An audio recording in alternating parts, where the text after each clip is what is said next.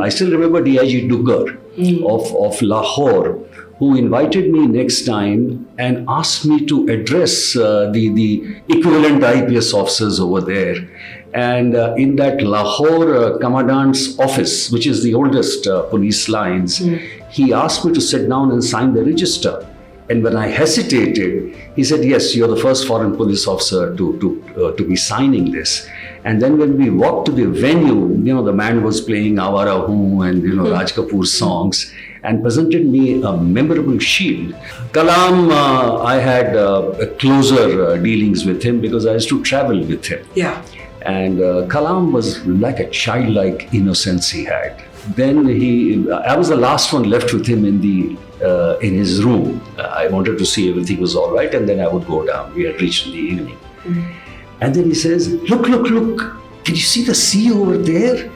And the sky and then the horizon?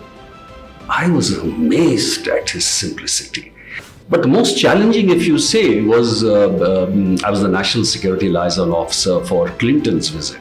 That was tough. And Clinton comes here when the Triti Singh Pura massacre has just taken place in Kashmir. I remember this because I'm in Srinagar reporting that massacre. Yes, Clinton is touching down in Delhi. There's already been a security incident. And Clinton was very gracious enough. He called 5 of us to thank us when we shook hands with him. You grew up as the son of a politician. Your brother Kirti Azad is cricketer turned politician. You don't join politics. Did you want to? Well, the best thing I could ever see in my life as a child was the life of a member of parliament. It was my dad. And I always wanted to be that. Suddenly my dad told him something and he rushed towards this side. So when he came, he says, you wanted to see me? Nehru said. You wanted to see? You are how old at this point? I was about 54, 62, 8 years old. So he says, I said, yes, I stammered. Yes, sir, yes, uncle. Yes. Why? I said, because I came first in the class. So he slapped me hard and they said, you like ice cream? I said, I thought he'll take me to eat ice cream. But he didn't. You have called the bleakest phase of your career being superseded, as you said, for the post of the chief. Why do you think that happened and who do you think stopped your rise? Mr. Ahmed Patel. As a law enforcement officer, what do you think about the use of bulldozers? Well, I think it's wrong.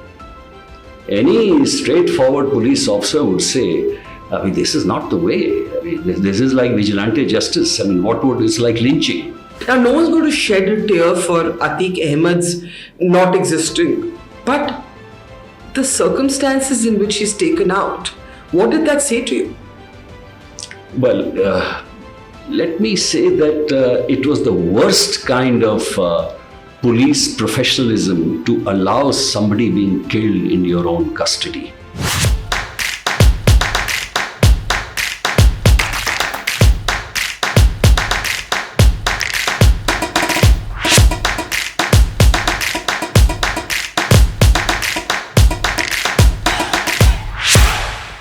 When you look back at your years in the police and in the intelligence services, what was your toughest assignment?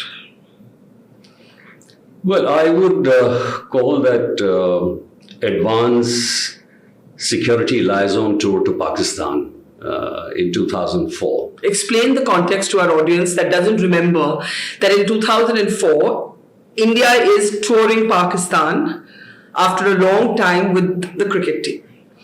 Yeah, what really happened was, and this I would again point out at the sagacious leadership of Atal Bihari Vajpayee, the situation in the beginning of the century was really, really fragile. The Agra talks had failed, there was Nadi Mara massacre, and line of control was very hot. And when everything had failed, even the bus trip to Lahore by Vajpayee ji had resulted in the Kargil War. And the Kargil War had already come before that. Musharraf was on the other side.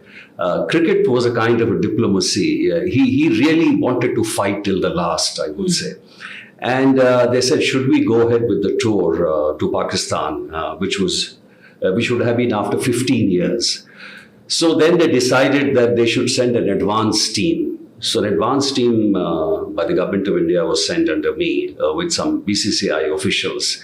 And I went to Pakistan, absolutely walked into a blind alley. And Musharraf is still president. Musharraf was still the dictator over there. And then having talks there with the military officials on the other side. Surreal. Absolutely surreal. And then traveling to Peshawar, Faisalabad, Multan, Karachi, Lahore, though I'd been to Pakistan earlier for the SAARC summit, but those were different circumstances.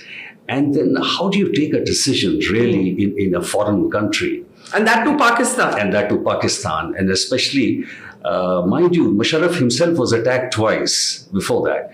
So I went to all the venues, and the press was going berserk both sides, and I was getting calls from the busybody MPs here also, match up karwa rahe hain ya nahi karwa rahe hain.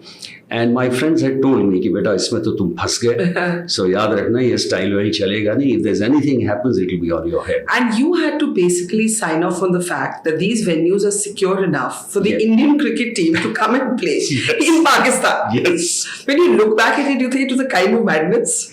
Absolute madness, and I did it. I don't know how I took that risk, because anybody very senior would have refused to be on part of that tour. Yeah. So anyway, one went there, and when you go to Karachi, then you realize you can't have a test match. You like to get your team and just take them away as soon as possible. Yeah. So I said, okay, we'll allow a ODI, whereas those people wanted a test match. Ki lamba khelo. In Peshawar, again, they wanted a test match.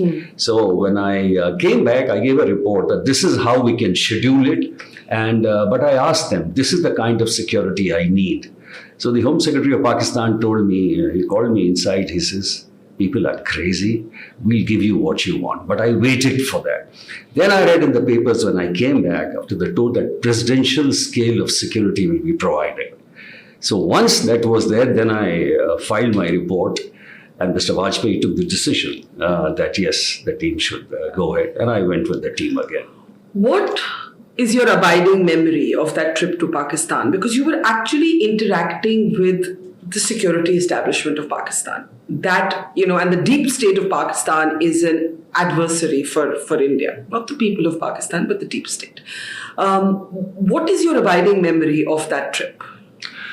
Well, Barkha, I have been to Pakistan. There's certainly a deep connection with Pakistan because I've been there 6 or 7 times. Okay. I went there for SAARC. I went for the advance trip. Then I went with the team. Then I went again with another team in 2006. Then I again went in advance for Mr. Advani's trip. And not only with the deep state and the cops over there, I had a tremendous interaction with the people, the middle class. And I found them just like us, just like us. There were hardly any, talks about religion or anything which is the fight on the border. We were talking about commonality, green Lipton label, chai, and we were talking about trade, and we were talking about the cassettes and songs. And the kind of things they organized for me, also thinking that I might get cricket over there, it was fascinating. Yeah. But at a professional level, let me tell you, the decision I made for having the match was also because of the judging the caliber of the cops over there. I still remember DIG Dugar of Lahore, who invited me next time and asked me to address the equivalent IPS officers over there. And in that Lahore Commandant's office, which is the oldest police lines, he asked me to sit down and sign the register. And when I hesitated, he said, yes, you're the first foreign police officer to be signing this. And then when we walked to the venue, the man was playing Awara Hoon and, Raj Kapoor songs and presented me a memorable shield. So on a professional level, it was an absolute wonderful interaction because I still remember in Karachi, for example, it was my birthday, 12th of March, and 1 o'clock in the morning when I settled down after, looking at the various security arrangements, I got a call from the High Commission that there's a threat which has come from RAW and the attack on the hotel. And there I could think of one DIG operations there, and I rang him up. And he was there available on the first call. And for the next 3 hours, we were virtually on the ground trying to, increase tactical depth and all kinds of things which you usually. Was it complicated for you because your professional training as an intelligence officer is to look at everything with suspicion? And then you have all this warmth and hospitality of the ordinary people. And how do you reconcile that? Well, I was always a little different. In fact, people used to tell me I had done a lot of field work in Madhya Pradesh, in my cadre before I joined the intelligence. Yes. So I had a lot of knowledge of ground policing. And when you're doing ground policing, you get some kind of a perspective on judging people and their professional instincts. So it was a combination of both. While I appreciated the threats, intelligence-wise, I also knew what would be the adequate security to compensate that. That is why I did. So, you spent many years of your life looking after VIP security. Who was the VIP, very important person, who was a nightmare to look after? There's some people who are, like, just doctors kehte hain, some people are very bad patients, right? There are also political leaders who it's a nightmare to keep safe because या तो वो सुनते नहीं है, या तो they're unreasonable, या उनकी demands ही अजीब होते हैं. So since you're now a free man and you can speak openly, who were people who would just not listen? One of the best protectees was Sonia Gandhi. Really? Yeah. In what way? She was very, very, she would listen to you. She would, and mind you, I was in the bureau, but the guys who were directly looking after were from the SPG. Yes. So, my batchmates like S.C. Uppal and all those, they were looking after. And I would hear that she was very balanced. She would give attention. And she wouldn't like also the security officials, talking, nonsense with the other people here and there. In that respect, she was very good.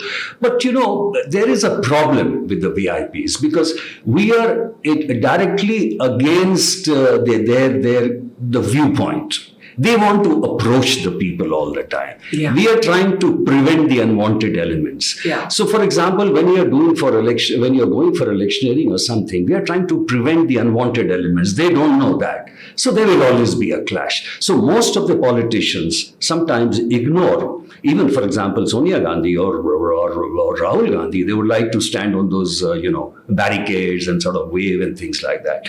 That's all right. But, I also have another feeling. The politicians really know where the actual threat is there. They know. They know. So if you take them to Kashmir, you'll see how they behave. And if you take them to some other place, they know exactly how to. But what are your memories of those years? You got to see a lot of these public leaders, public figures up close and personal while protecting them. Right? I think one of the things you said was Dr. Manmohan Singh was very gentle. You also had conversations with President Kalam. So let's start with Manmohan Singh. Man of few words, even privately. I mean, he, what you can call is a thorough gentleman. I mean, he's something you could just dream of because he's so polite, he's so adjusting that it's a pleasure to work with him. I think anybody would love to. In fact, as Secretary Security, when I was superseded in the IB and I was dumped as Secretary Security, I went to call on him also to express my angst that why wasn't I? But he came across as thorough gentleman, getting up for you. I mean, for an ordinary secretary, he didn't need to do all that, and chatting with you, giving you 10 minutes. So, in all respects, I would say gentleman personified. And President Kalam? Kalam, I had closer dealings with him because I used to travel with him. Yeah. And Kalam was like a childlike innocence he had. One of the men you rarely see on this earth. A man who's so brilliant, a rocket scientist, and he would go even abroad and would like to speak to school children. Yeah. I still remember we went to Tanzania. And then I was the last one left with him in his room. I wanted to see everything was all right, and then I would go down. We had reached in the evening. And then he says, look, can you see the sea over there? And the sky and then the horizon? I was amazed at his simplicity. I remember in Sudan, where we were sitting, and Sudan is not a very amiable kind of place to be there. And we were having tea. I was sitting with Chief of Protocol, And suddenly I saw him landing up there and he was sitting. So I kept on egging on. I said, sir, please, this is not the place. I say, you guys don't want me here anywhere around you. And then he went up. So his was a case of, but I knew him before that also when he was a scientist. And I remember he was going to Pune. And I went to call on him. And that was the DRDO guest house in Ished, I think. And I said, sir, there's a serious threat to you when you're going to Pune. So I'm supposed to advise you. And he looked at me, he said, I appreciate that. Can you provide me security? I said, we are duty bound to provide you security. We'll play on our lives, but we'll save you. Then I will go. So the guy had a mind of steel too. Now, you may not want to name the person, but when you look back and you find the most challenging person to keep safe, what were those situations? What were, what do you remember of, when you would come back and say, yaar, sunta nahi hai, ya sunti nahi hai. There were some people who'd I wouldn't like to name. Don't name, but tell us what happened. He or she would like to drive off alone and the officers would come and tell you that gone away. But this used to happen even earlier. I don't think there is anything new in that. You had Mr. Chandrasekhar, who was so friendly with the guys. You had Mr. VP Singh, who was a little more withdrawn. So the various kinds, but the most challenging, if you say, was I was the National Security Liaison Officer for Clinton's visit. That was tough. And Clinton comes here when the Triti Singh Pura massacre has just taken place in Kashmir. I remember this because I'm in Srinagar reporting that massacre. Yes, Clinton is touching down in Delhi. There's already been a security incident, right? So let's put the Clinton visit into context, right? You have had the slaughter of Sikhs in Kashmir. Terrorists are active. The American president is in India. Now tell us the rest. And I was there at the airport watching him alight, and you don't know the kind of arrangements we had done. But prior to that were these tortuous series of meetings we had with the Marines, with the canines, the dogs and things like that, which they wanted. They stayed in Moria Hotel. With the canines? The canines, yes. And they were all in Moria Hotel. The whole place was booked. The parking was absolutely sanitized. We had our colleagues from the Delhi police and the foreign agencies, and the snipers wanted to, be atop those, high roof rises. And then we said, no, we will do that. So from the bomb checks, of course, the beast, his car is something unimaginable, the kind of facilities it has. But that was a nightmare. It was also a kind of pleasure, because one of the things always they would come down and say, so which is the best place to take his photograph? Because that's the most important thing about president's tour outside. So in Agra, how will they take the photograph against the sunrise? In Jaipur, we have this rule, the helicopters after the evening, sundown, cannot go. They said, really? Okay, don't worry, sir. It's our lives. So they took the helicopter, they put up some lights, searchlights from below on a bullock cart or some stand, and they landed at Amar Vilas in Jaipur. So a lot of things to learn also. And in fact, in the end, their SPG, what is that called? Secret Service. They gave us a special dinner. And Clinton was very gracious enough. He called 5 of us to thank us when we shook hands with him. Yeah. And it was a tough tour, but a very enjoyable. I think you have this funny story that for his Taj Mahal photograph, did he have to get onto a ladder or something? To get the photo right? To get the photo right. So, that is a part of the exercise which is really religious. Yeah. So let's start at the beginning. You grew up as the son of a politician. Your brother Kirti Azad is cricketer turned politician. You don't join politics. Did you want to? Well, the best thing I could ever see in my life as a child was the life of a member of parliament. It was my dad. And I always wanted to be that. That was my only aim in life. You did want to be a Yes. Achha. But Dad didn't allow us. He didn't allow any of us. In fact, Kirti joined when Dad had retired, and he joined the BJP because of Jayant, his friend, because cricket. Jayant being L.K. Advani's son. L.K. Advani's son. They were close, and he won his first election. So, but Dad had said, no way. None of us, you will join and go and join your professions. So I had to appear for the exam. My elder brother, he's a doctor, is a very ophthalmologist, a great professional, and Kirti joined cricket. Why did your father not want you to join politics? He didn't want any connection or taint about his family, about any kind of favoritism. He had come up the tough way. He came from village in Bihar, and he studied in scholarship. He was arrested so many times. In fact, 42, the Vice Chancellor of Bhagalpur University called the collector and the SP. They said, please spare this boy. They said, you chase him away somewhere. So he sent him to Allahabad, to Mahadevi Vermaji. It was Mahadevi Verma's father who was the vice chancellor there. And he stayed there. So he had a different set of values and sort of had a great impression on us. You were scared of him? Yeah, I loved him, but I was scared of him. He was from, I think you told Kumkum of Hindustan Times, Kumkum Chadda, that in a way the relationship was a bit fraught because he was a conventional old style male parent who did not show emotion. Very. He would not even, he never came to my school.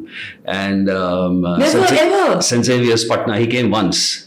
Because he was busy, or he was just that kind of reserved man? Reserved, 67, I think he was minister or something or the other. So he said, of course, I won't come inside. मैं बाहर में आऊँगा, तुम वहीं मिल लेना. So I went, I saw him touch his feet, and then I went inside. So he never came. I was the president of the student council. I was doing so many things. Why not? I don't know. Perhaps he didn't want to show that association. Wanted to be more very proper, very proper, independent and things. But I still remember one thing which I always thank him for. He gave me the best books. I read in class 5 the Hindi version of Mahabharat by Rajagopalachari. He gave me a lot of books by Acharya Chatur Sen. He was very good in English literature. And when I got a double promotion in 2nd, I came to 4th. I was so happy. He asked me, he said, what do you want? So those days, these heroes were not very... I said, I want to see Chacha Nehru. He said, excellent. Next time I'm coming to Delhi, you come with me. And he was a member of parliament. He would never make me study here. So I remember going to Central Hall, and he said, you stand up on this. There was those benches, and yeah, so I stood up on that. There was some activity one side. I looked there. Who cannot make out who Chacha Nehru is? And suddenly my dad told him something, and he rushed towards this side. So when he came, he says, you wanted to see me? Nehru said, you wanted to see? You are how old at this point? I was about 54, 62, 8 years old. So he says, I said, yes, I stammered. Yes, sir, yes, uncle. Yes. Why? I said, because I came first in the class. So he slapped me hard and they said, you like ice cream? I said, I thought he'll take me to eat ice cream.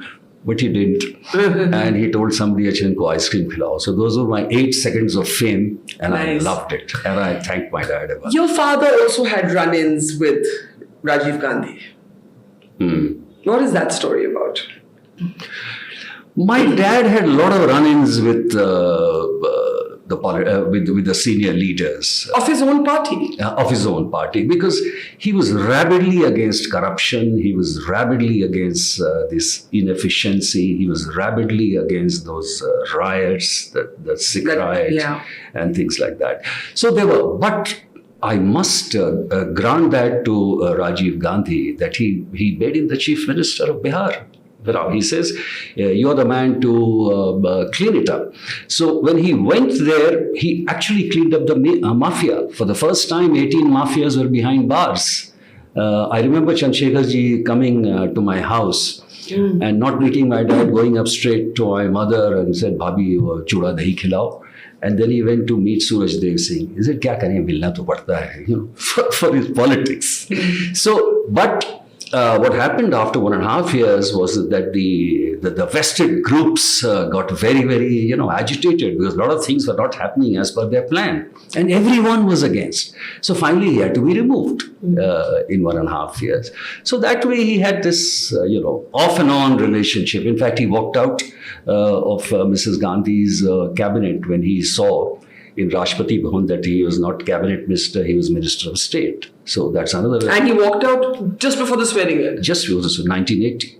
So he's done all kinds of things. So do you think you boys inherited his temper and his absolutism in a way? Yes. Huh? Yes. Because Kirti had his run of fights with the BJP. Yes. Especially with Mr. Jetli. Yes. You have, as a cop, Yes. had your run of jhagdas. Yes. Share of jhagdas. A lot of them. Huh? Lot of What is the jhagda you remember the most as a police officer? There are so many, Barkha. Out of the 5 or 6 substantial postings I got, I was moved out of 4 places for some reason or the other. Why? Because you didn't toe the line? Yeah, I won't toe the line. I mean, the other thing was I was very comfortable with myself. I had no relatives in Madhya Pradesh. My wife didn't need my money or anything like that. I had my parents there, and everyone was established. So I said, I will not take any nonsense. So you'll be surprised in Mandsaur, which is the land of opium. I made a haul of 8 quintals opium in 5.5 months, which is a record, and I was moved out. Right after you do this. And Mr. Bora rang me up, I remember, and he says, "Aapko le ja rahe hain." Mr. Bora is Motilal Bora. Motilal Bora. Who is then Chief Minister. He was then Chief Minister. हम आपको ले जा रहे हैं वहाँ सागर में, वहाँ बहुत गड़बड़ हो गई है. मैंने कहा, thanks for kicking me upstairs, sir. I mean, I don't mind it. And there was an agitation by the students against my transfer. So I moved out. The other one was announced DIG Bhopal. DIG Bhopal is like Commissioner Bhopal. I had done 2 years, and it wears you out, And I remember I had a run-in with the Home Minister. He didn't like me. He just didn't like my face or something. But you? I don't know, because I used to go to colleges and speak to students.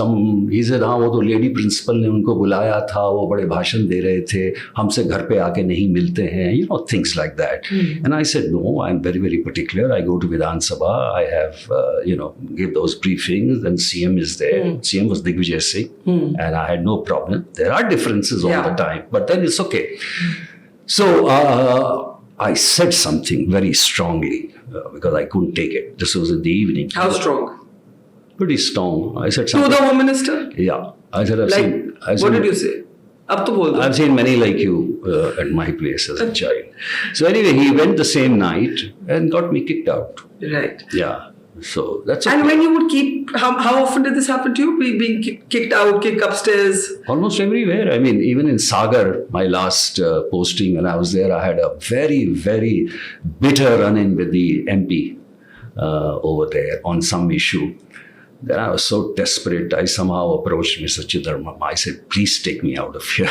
And then I got out on deputation. One of the run-ins you had was to protect a junior colleague.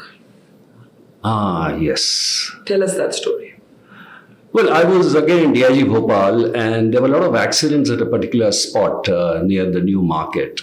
And I had gone there. In fact, people had called me. And I told my officers that, we'll declare it officially. But right now, you be here and don't allow any entry from this side. I think one of the district Congress chiefs was passing by. Siddiqui, I don't remember his name. And he insisted. And when that constable objected, he said, Teri vardi ukhad ke phek dunga, and then he went off. So when I got a call from 115 and my staff said कि कोई constable है, मैंने कहा constable DIG से बात करना चाहता है, बड़ी हिम्मत है भाई. तो मैंने कहा दो. तो इसे सर ऐसा हुआ. So I kept quiet. I said, okay. And in the end, he said, sir, मेरी इज्जत को बहुत ठेस पहुंची है. There was some Hafiz, MA pass, मैंने पता लगाया बाद. So I was very upset and I registered a case against him. So of, obstructing the man on duty. So I started getting calls from everywhere. Arjun Singh called you. Then Arjun Singh wrote a letter also to me. But what did they say कि आप किसी नेता को कुछ नहीं बोल सकते? That is the idea. The minister rang me up, who was very close to Arjun Singh ji, and he says, अरे आजाद साहब, आप जानते हैं आपके कांस्टेबल ने बड़ी बदतमीजी की है. I kept quiet. I said, हाँ मैं देख लूँगा. Second time he rang up again.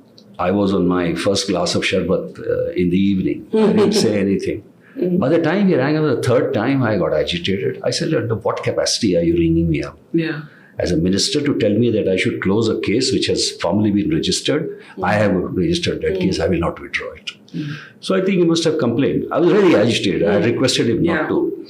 So then Raju Sunji also is आपने भाषा का इस्तेमाल किया ये वो. I used to respect him hell of a lot because only in his tenure I had lasted for almost 2.25 to 3 years before I took leave myself on study leave and went to study. So I said, no uncle, it was never my intention. ऐसा हुआ था. And I apologized to him. Finally, after a month when I got so sick of it, then I called that constable. I said, listen, how long do you want me to carry on this fight? If he apologizes to you, is it okay? He said, how? Then we somehow settled it. Now, you have called the bleakest phase of your career being superseded, as you said, for the post of the chief. Why do you think that happened, and who do you think stopped your rise? Mr. Ahmed Patel. Why? Because, I, as a person who thought that he should get his due, I went to two people.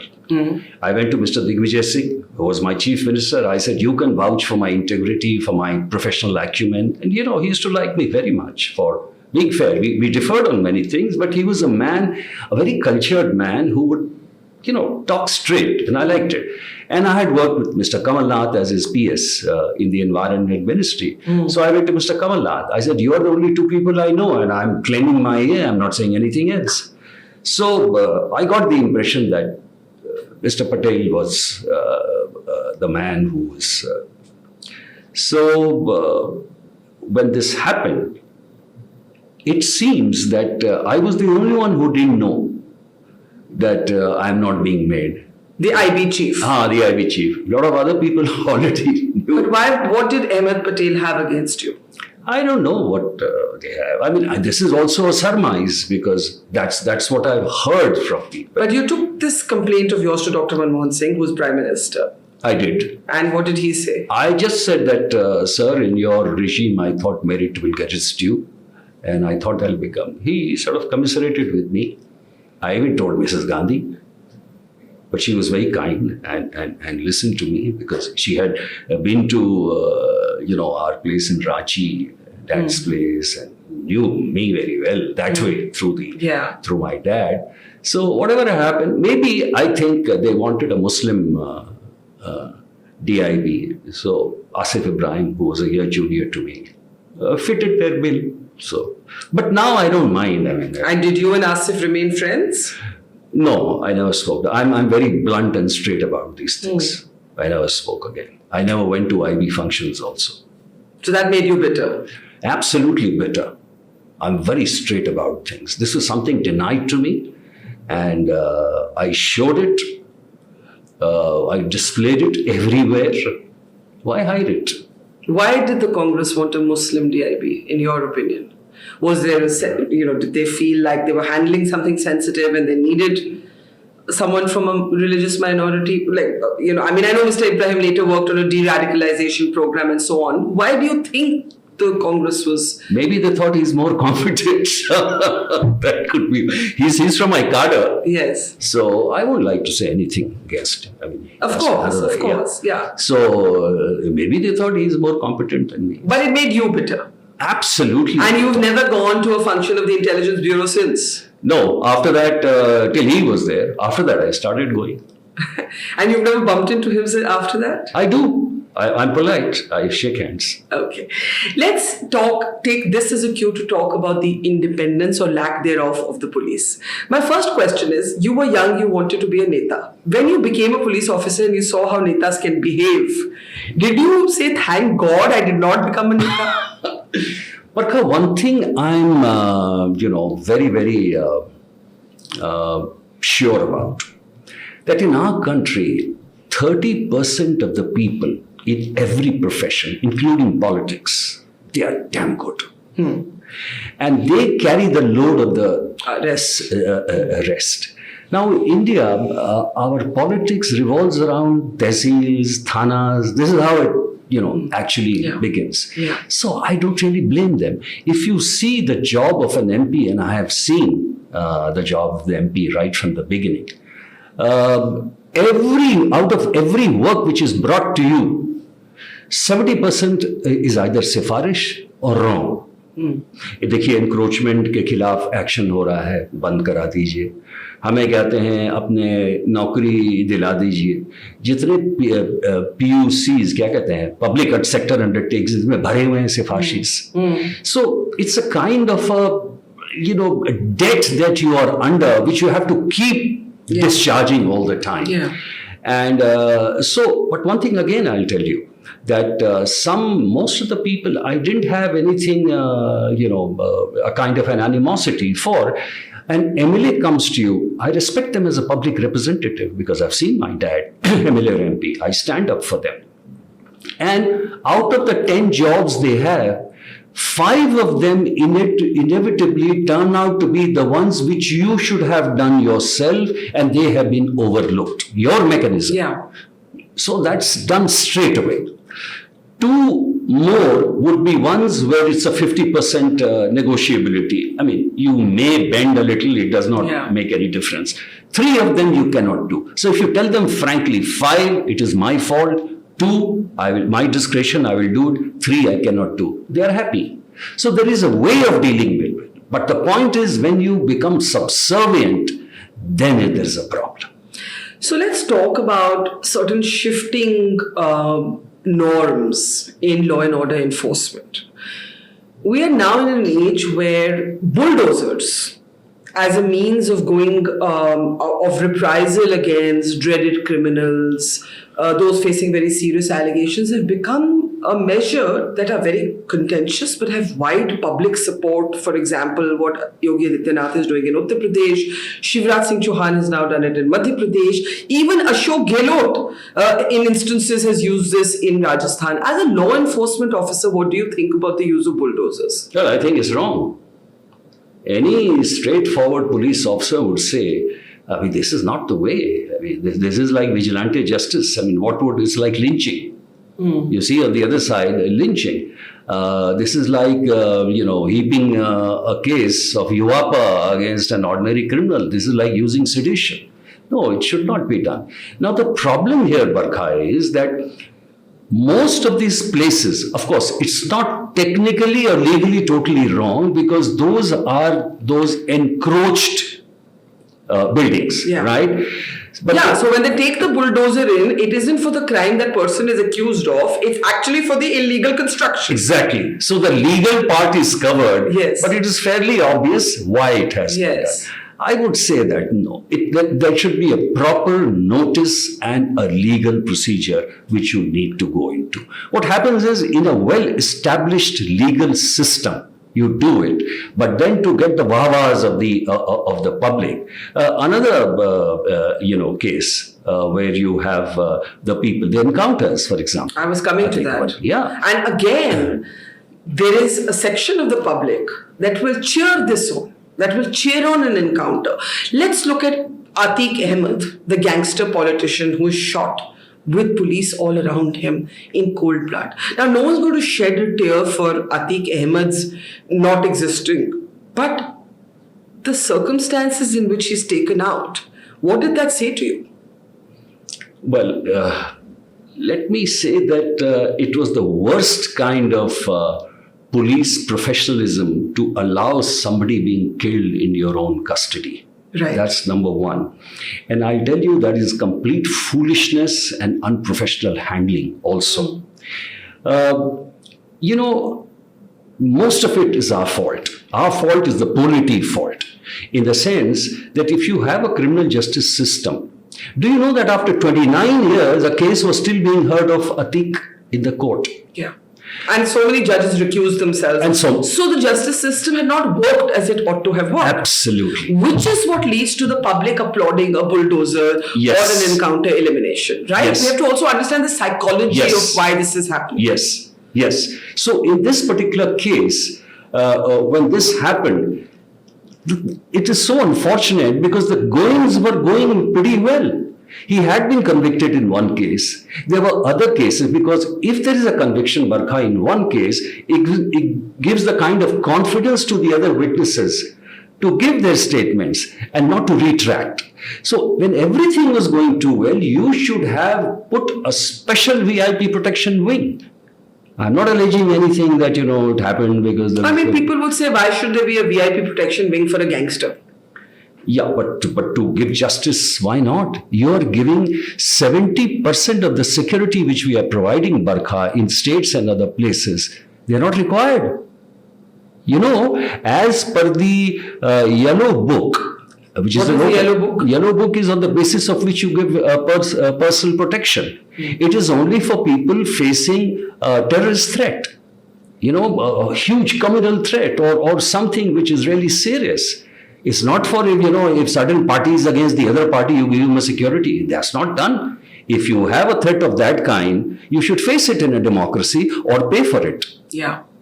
Most of the thing we are doing is at state expense, which is absolutely wrong. So in the case of encounter, if you have the police, prosecution, judiciary in such a pathetic, and prisons in such a pathetic state, then it's going to happen. From the prisons, they are doing their extortion. It can be set right. The problem is there is that political blockade.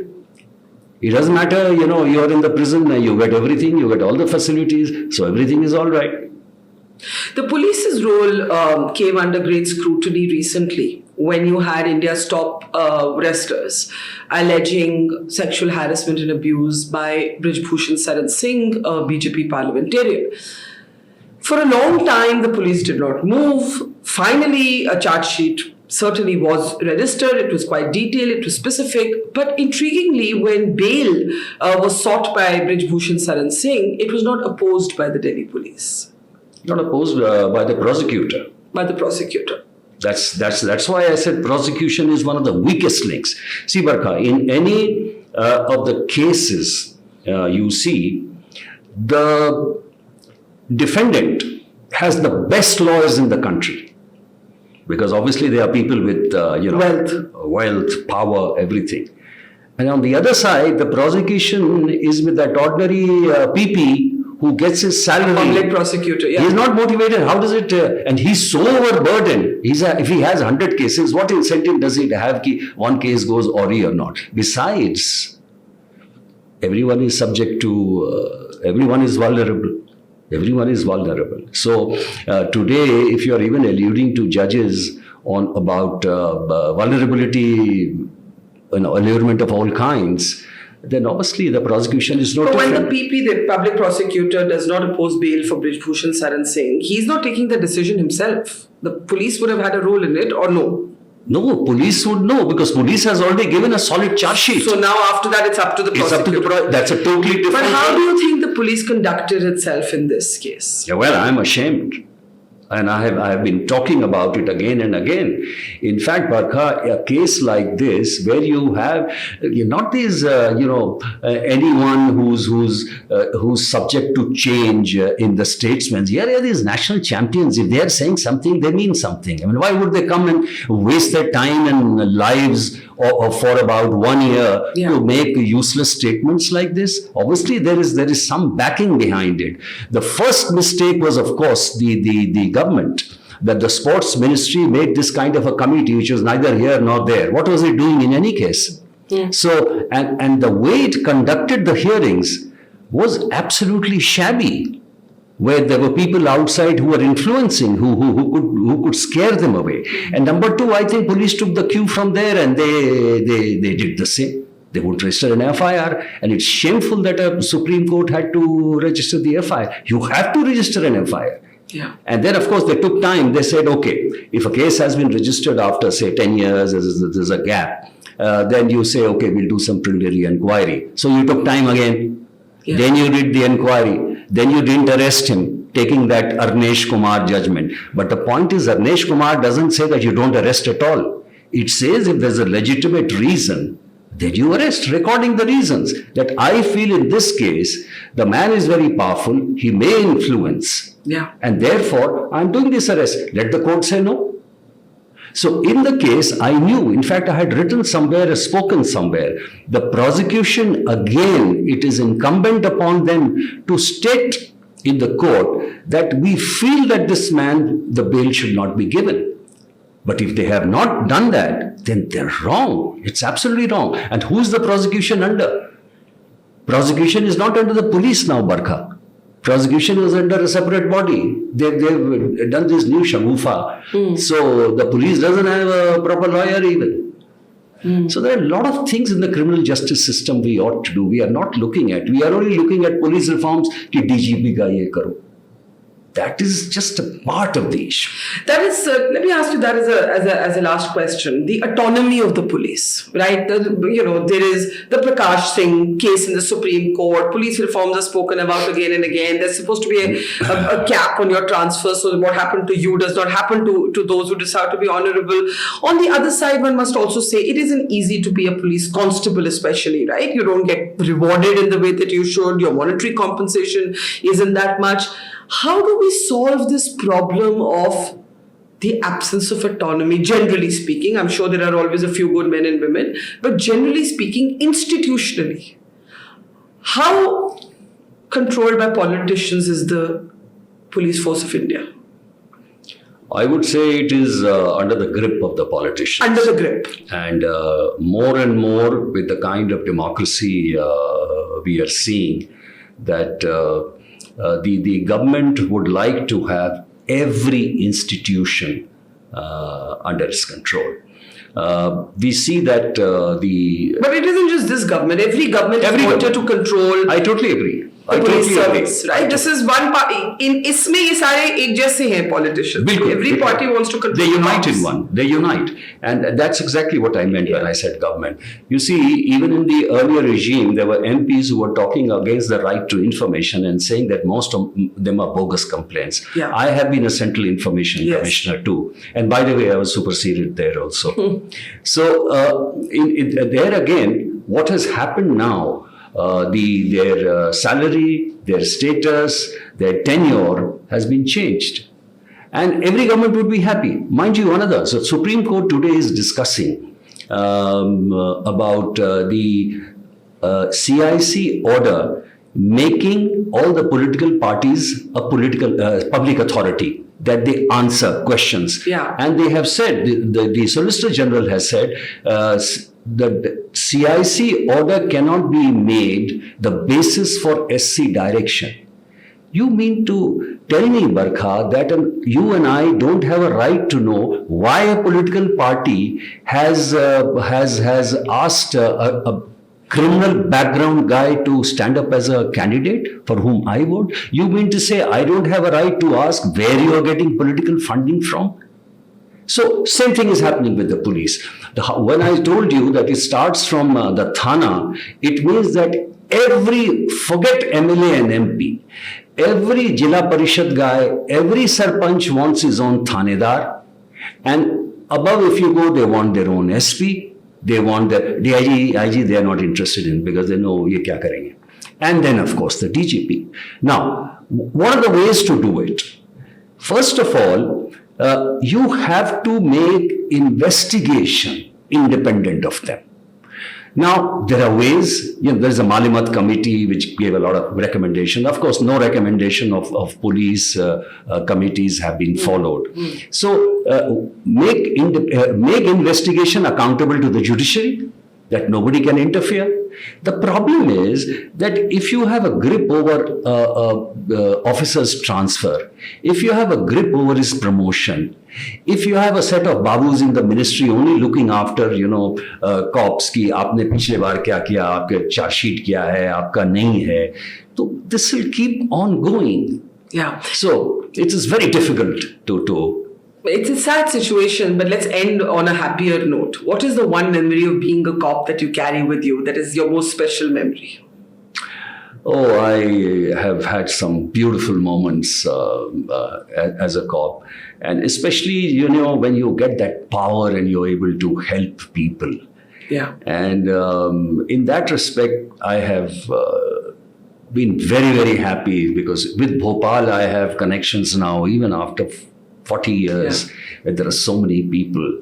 And if you ask me about any incident, I would say that when I was thrown out of the post of DIG Bhopal and I became Director Youth and Sports, that is the best memory I have. Even though you knew that was a demotion. Demotion. People used to laugh at me. I had a tuta-puta car and from where to where. But the connectivity I had with the people, I love sports. Yeah. And with the sport, and I love, bhashan, on various things, going to youths and talking to them about it. Yeah. Those were my beautiful moments because when I left, I got farewell from the colleges, I got from real student groups. Yeah. And when I organized cricket on these little grounds all over Bhopal, I still have those guys when I go to Bhopal to meet them. Yes. And the sports journalists became very, very close to me. I mean, that is one of the best, I tell you, the year I spent in Bhopal, and I always cherish that. Well, those are good memories to keep. Thank you, Yashovardhan Azad. Thank you. Pleasure talking to you. Thanks. Thank you. Thanks.